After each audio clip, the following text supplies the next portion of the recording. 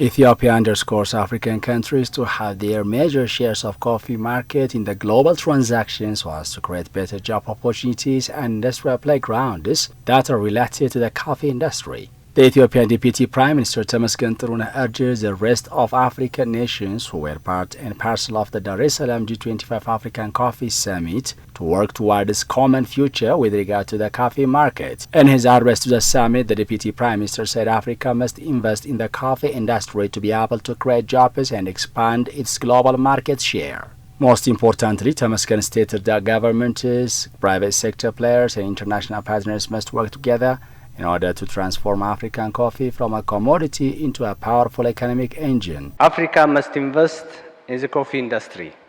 We must add value, create jobs, and expand our global market share.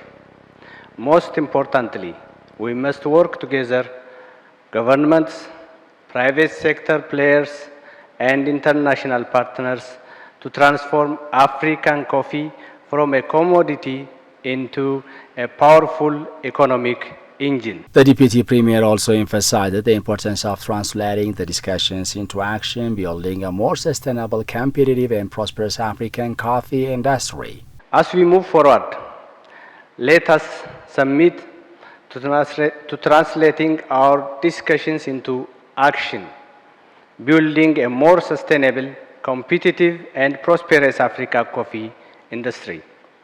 The potential is immense, and together we can ensure that Africa reaps the full benefit of its coffee sector. The summit brought together heads of state, ministers, coffee authorities and institutions, and private sector stakeholders from G-25 African coffee producing countries to discuss and implement strategies for transforming the coffee sector. The two-day summit, hosted by Tanzania's President Samia Suluhu Hassan, focused on increasing Africa's coffee production and global market share while creating more opportunities for youths and women in the sector. Africa is home to Arabica and Robusta coffee with diverse and unique flavor and has over 53% of its rural population involved in coffee farming, it's learned. As per the report of Ethiopian news agency, key objectives include unlocking employment opportunities for youth and women, promoting public-private funding, providing financial support to farmers, establishing regional centers of excellence,